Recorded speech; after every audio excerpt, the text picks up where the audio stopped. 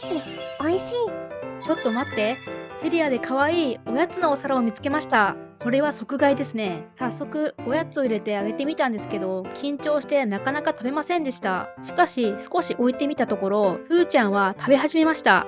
さすが食いしん坊姫。逆にニコちゃんはお皿に怖がってなかなかおやつを食べてくれません。さすがビビリ王子。ニコちゃんとふーちゃんを見比べると一目瞭然。